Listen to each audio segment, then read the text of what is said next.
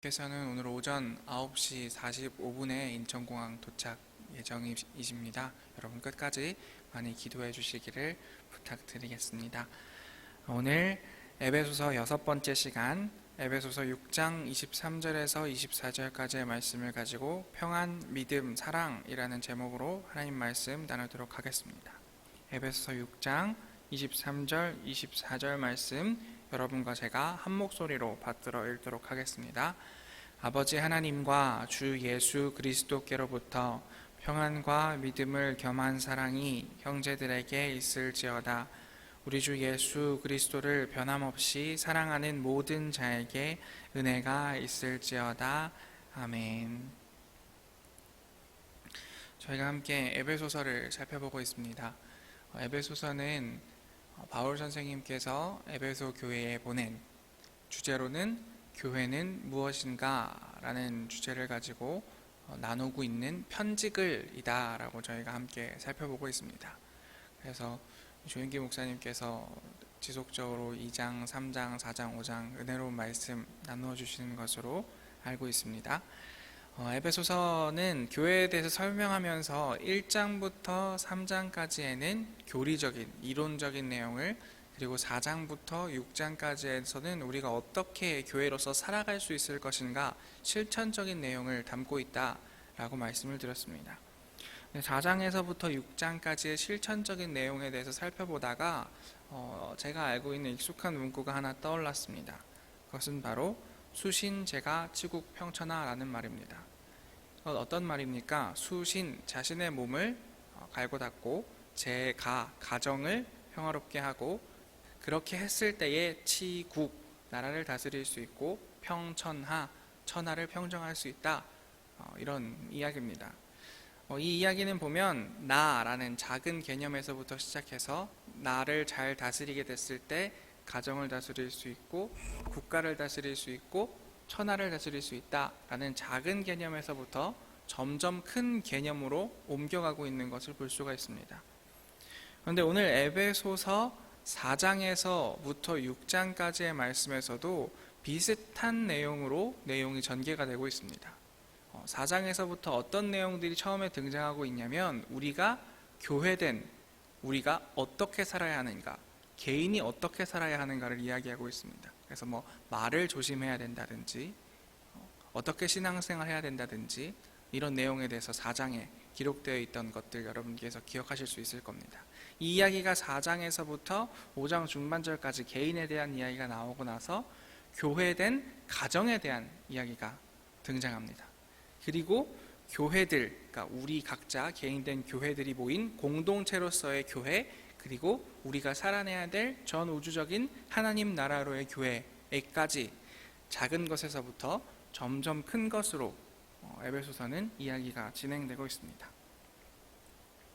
그래서 어제 조인기 목사님과 함께 교회된 개인까지 여러분들이 말씀을 나누었다라는 이야기를 들었습니다. 그래서 그리스도의 몸된 교회인 가정에 대해서 어떻게 이야기하고 있는지 5장 22절에서부터 6장 9절까지의 말씀을 먼저 살펴보도록 하겠습니다. 먼저 5장 22절부터 33절까지에서는 부부가 어떻게 교회로 살 것인가 라는 이야기가 등장하고 있습니다. 6장 1절에서부터 4절까지에서는 부모와 자녀가 어떻게 가정에서 교회로 살 것인가에 대해서 이야기해 주고 있습니다.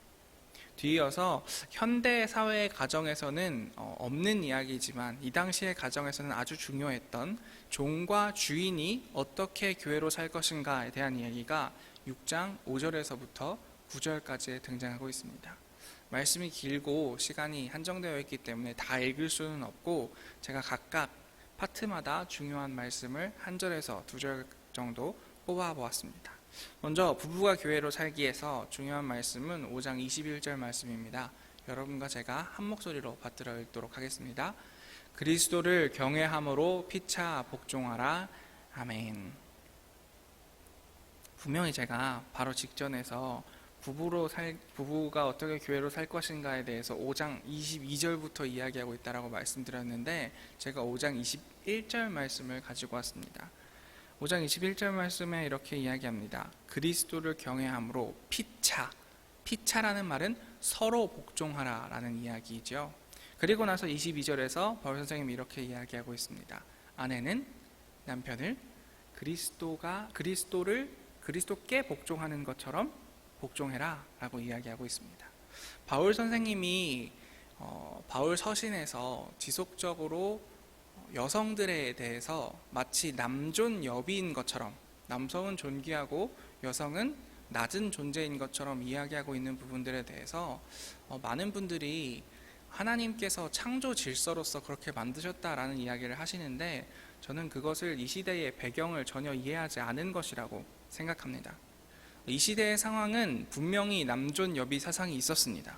그래서 남성은 투표권을 가지고 있었고, 남성은 인구를 계수할 때 셀 수 있는 권한을 가지고 있었습니다. 그러니까 성인 남성만을 한 명의 인간으로 취급해 주었다는 것입니다.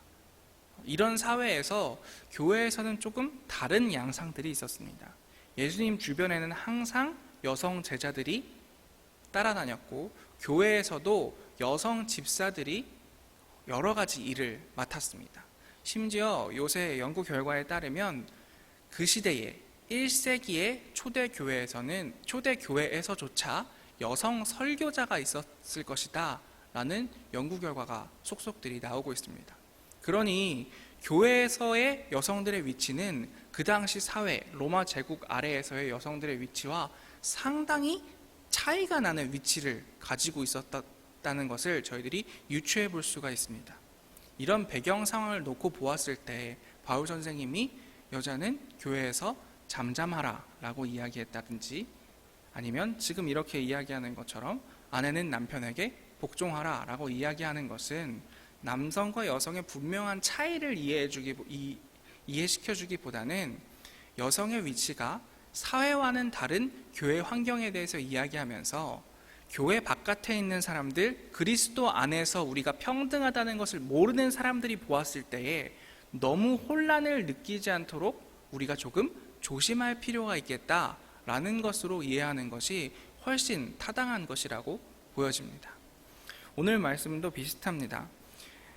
여성에게는 남성에게 복종하라라고 이야기하고 있고, 남성에게는 여성을 예수 그리스도처럼 사랑하라라고 이야기하고 있습니다. 여러분, 어느 것이 더 현실적인 이야기입니까? 예수 그리스도께 복종하듯이 복종하는 것이 현실적인 이야기입니까? 예수께서 우리를 사랑하시는 것처럼 사랑하는 것이 현실적인 이야기입니까? 전자가 훨씬 더 현실적인 이야기입니다. 우리는 아무리 열심히 노력해도 예수 그리스도가 우리를 사랑하는 것처럼 누군가를 사랑할 수가 없습니다. 그러니 바울 선생님은 남성과 여성이 평등하지 못하던 시대에 여성에게 요구하는 것보다 남성에게 더 큰 사랑을 요구하고 있다는 것입니다. 이것은 이 관계를 무너뜨려버리는 발언이라고 볼 수 있겠습니다. 이 부분에서 조금 더 가정에 대한 이야기를 이어가면서 진행해 보도록 하겠습니다. 두 번째, 부모와 자녀가 교회로서 어떻게 살 것인가, 6장 1절 말씀과 4절 말씀을 여러분과 제가 한 목소리로 읽어보도록 하겠습니다. 자녀들아, 주 안에서 너희 부모에게 순종하라. 이것이 옳으니라. 또 아비들아, 너희 자녀를 노엽게 하지 말고 오직 주의 교훈과 훈계로 양육하라. 아멘. 이 말씀, 어버이 주일이 되면 꼭 본문 말씀으로 쓰는 말씀이고, 또 우리 어버이 되시는 성도님들이 굉장히 좋아하는 말씀으로 알고 있습니다. 그런데 조금 죄송스러운 말씀을 드려야 될 것 같습니다. 이 말씀이 여러분이 생각하시는 말씀과 조금 다를 수 있다는 겁니다. 여러분, 부모에게 순종하라는 이 말씀은 유대인들이라면 누구나 알고 있는 구절이었습니다. 그리고 4절에 나오는 것처럼 주의 교훈과 훈계로 양육하라 라는 이 이야기도 잠언에 등장하는 아주 유명한 문구였습니다. 근데 바울 선생님은 부모에게 순종하고 아비들은 주의 교훈과 훈계로 양육하라 라는 말에 무언가를 덧붙이고 있습니다. 1절에 보면 주 안에서 너희 부모에게 순종하라, 이것이 옳으니라 라고 이야기하고 있습니다. 그러니까 단순히 부모에게 순종하라고 이야기하고 있지 않은 겁니다. 순종이 어디서 이루어져야 한다? 주 안에서 이루어져야 한다라고 이야기하고 있는 겁니다. 이 말씀은 뒤집어 이야기하면 이렇게 되는 겁니다. 부모들아, 주 안에서 행해라. 그래서 이 부모에게 순종하라는 당연한 격언이 옳은 것이 되도록 주 안에서 먼저 부모가 부모된 도리를 다해야 한다라는 이야기를 하고 있는 것입니다. 4절에서 주의 교훈과 훈계로 양육하라 라는 말 앞에도 너희 자녀를 노엽게 하지 말라라는 말을 덧붙이고 있습니다. 이것 또한 부모와 자녀 관계에서 당연히 자녀가 부모에게 순종하고 부모는 자녀에게 교훈과 훈계로 양육하는 이 상하 관계를 비틀어버리고 있는 것입니다. 먼저 너희가 부모에게 순종하는 것이 옳을 수 있도록 주 안에서 행하라. 혼낼 수 있고 교훈과 훈계할 수 있는데 그것이 자녀를 노엽게 하기까지는 하면 안 된다 라는 이야기를 하고 있는 것입니다. 종과 주인의 이야기를 보면 이 가정에서 교회로 살기가 전해주는 교훈이 좀 더 분명해집니다. 우리 9절 말씀, 6장 9절 말씀 여러분과 제가 한 목소리로 받들어 읽겠습니다. 상전들아 너희도 그들에게 이와 같이 하고 위협을 그치라. 이는 그들과 너희의 상전이 하늘에 계시고 그에게는 사람을 외모로 취하는 일이 없는 줄 너희가 알미라. 아멘.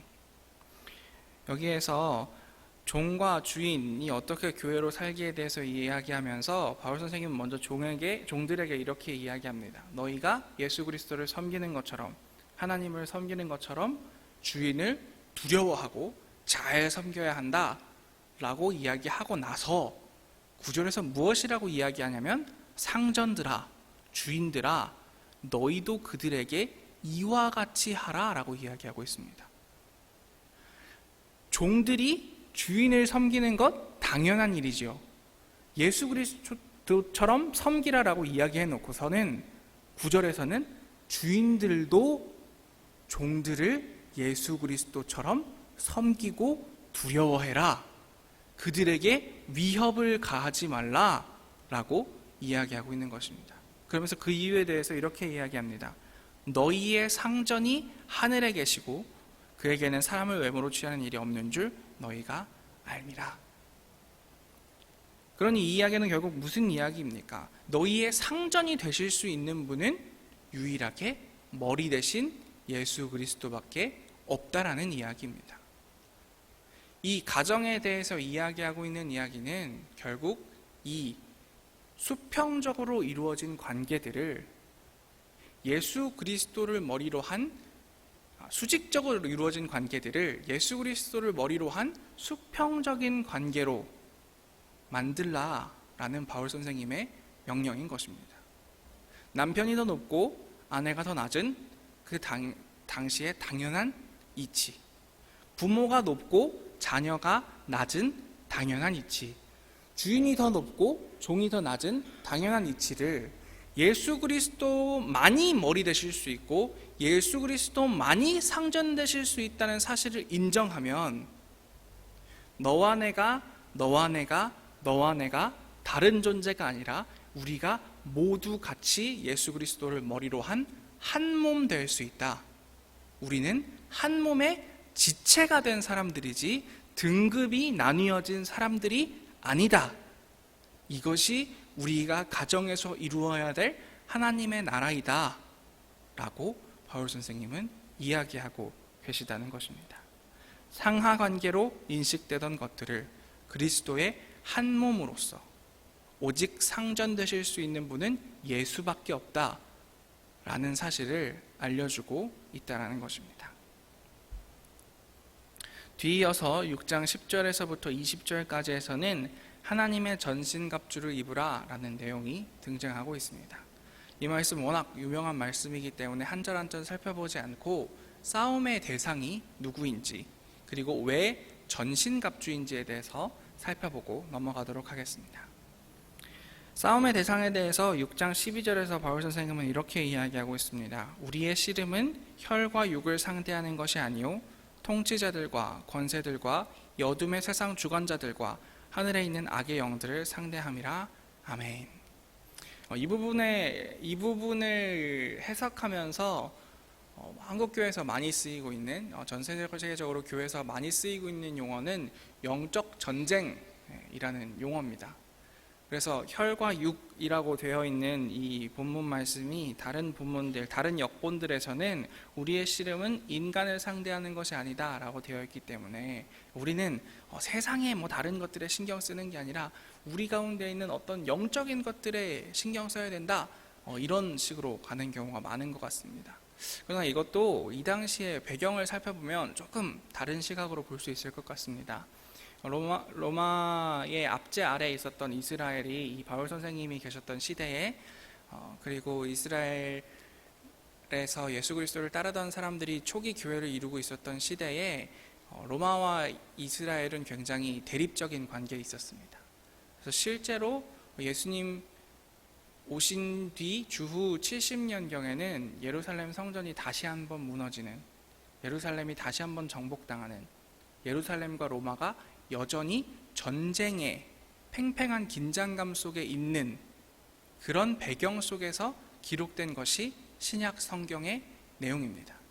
그러니 여기에서 우리의 씨름은, 우리의 싸움은 혈과 육을 상대하는 것이 아니다라는 말은 우리가 싸움할 때에, 로마 제국과 싸움할 때에 예수 그리스도의 생각과 다른 존재들과 싸움할 때에 전쟁을 하면서 폭력적으로 대항해서는 안 된다라는 것을 이야기하는 것으로 보는 것이 더 타당하다고 보여집니다.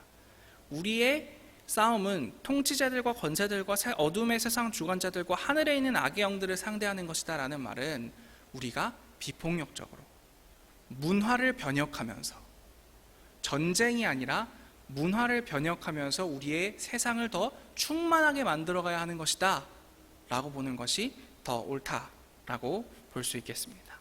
그렇다면 왜 전신갑주인가에 대해서 우리가 6장 13절 말씀을 함께 받들어 읽음으로 살펴보도록 하겠습니다. 그러므로 하나님의 전신갑주를 취하라. 이는 악한 날에 너희가 능히 대적하고 모든 일을 행한 후에 서기 위함이라. 아멘. 여러분,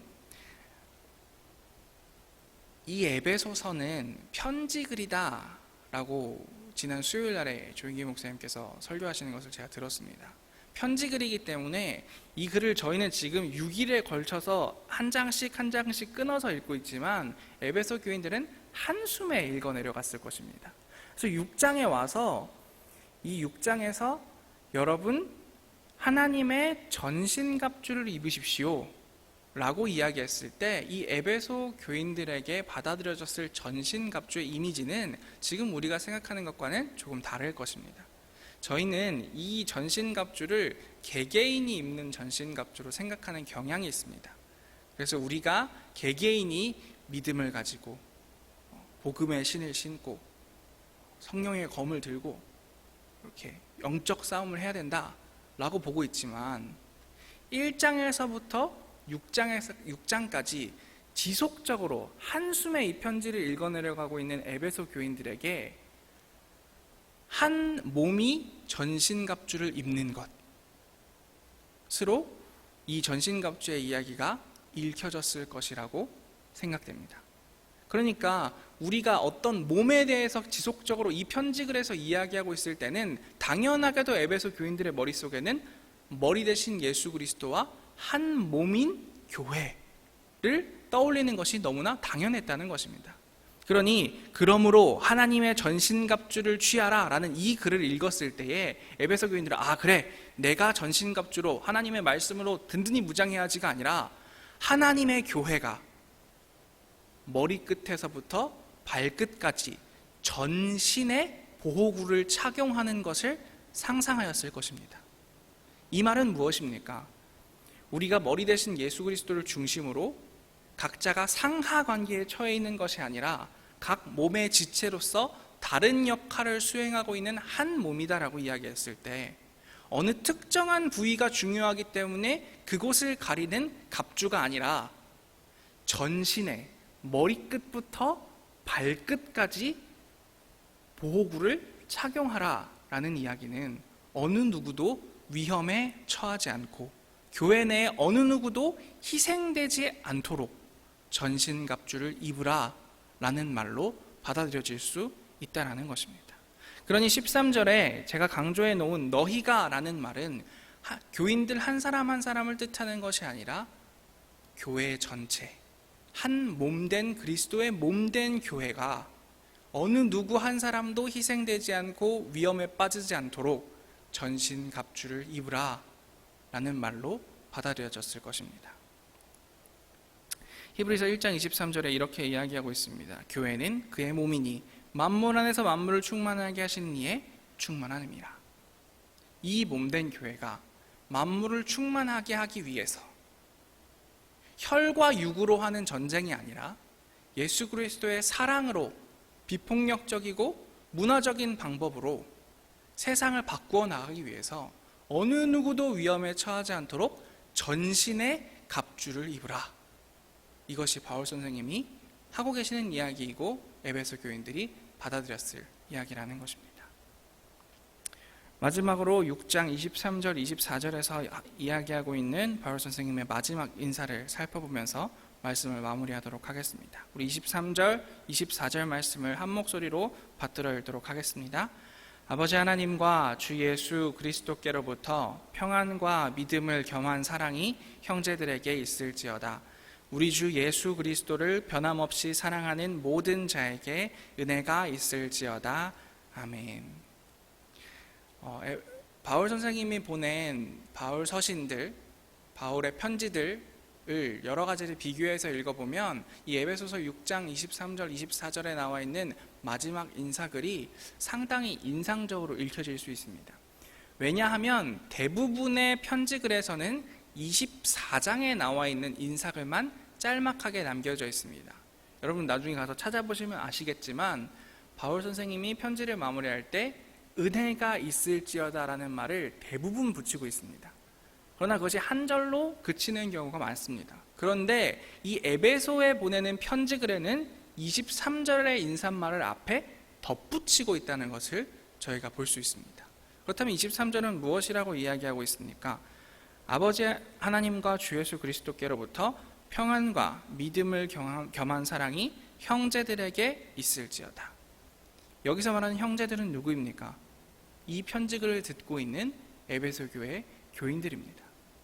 대부분은 바울 서신 다른 서신들의 대부분은 24절에서 이야기하는 것처럼 주 예수 그리스도를 변함없이 사랑하는 모든 자에게, 그러니까 모든 그리스도인들에게 은혜를 비는, 복을 비는 것으로 마무리하고 있는데 23절에서 보이는 것처럼 에베소서는 교회에게 교회가 무엇인지 가르쳐주는 편지이기 때문에 교회가 어떻게 되었으면 좋겠는지 한 문장을 더 덧붙이고 있는 것입니다.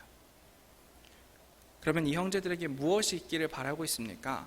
평안과 믿음을 겸한 사랑이 있었으면 좋겠다라고 이야기하고 있는 것입니다. 이 평안이라는 말은 번역을 평화로 하는 것이 저는 좀 더 의미가 와닿는다고 생각합니다. 그러니 바울 선생님이 교회에게 교회를 설명하면서 교회에 있었으면 하는 것이 평화와 믿음과 사랑이더라는 것입니다.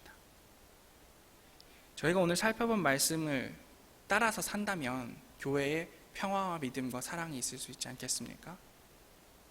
상하 관계에 있던, 억압 관계에 있던 것들을 그리스도의 한 몸으로 만드는 것. 어느 누구 하나도 소외되지 않도록 머리끝부터 발끝까지 희생과 위협으로부터 지켜줄 수 있는 전신 갑주를 입는 것. 이것이 교회가 평화와 믿음과 사랑에 거할 수 있는 길이 아니겠는가. 그리고 이 주의 몸된 교회를 우리 한 사람에서부터 시작해서 수신, 제가, 우리의 가정이, 지국, 우리의 나라가, 평천하, 온 우주가 하나님의 전신 갑주를 입을 수 있는 주의 한 몸이 되어서 어느 누구도 압제 안에, 핍박 안에, 차별 안에 거하지 않아도 되는 세상, 예수 그리스도가 말하시는 하나님의 나라로 만들어갈 때 우리 마음뿐만 아니라 온 우주가 평화와 믿음과 사랑 안에 거할 수 있게 되어지지 않겠습니까? 저는 오늘부터 우리의 기도 제목이 평화와 믿음과 사랑이었으면 좋겠습니다.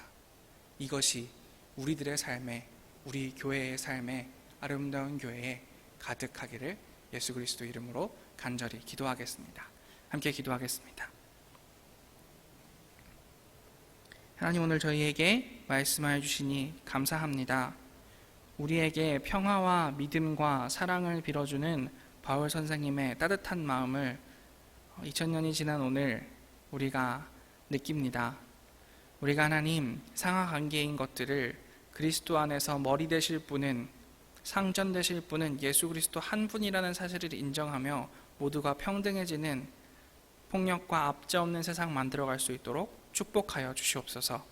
어느 한 사람도 위험에 처하지 않는 전신갑주를 우리 교회가 입는, 모든 사람 보호해주는 귀한 교회 될 수 있도록 축복하여 주시옵소서. 그래서 우리의 삶에 평화와 믿음과 사랑으로 임재하여 주시고 역사하여 주시옵소서. 모든 말씀 예수님 이름으로 간절히 기도합니다. 아멘. 우리 함께 주여 믿습니다.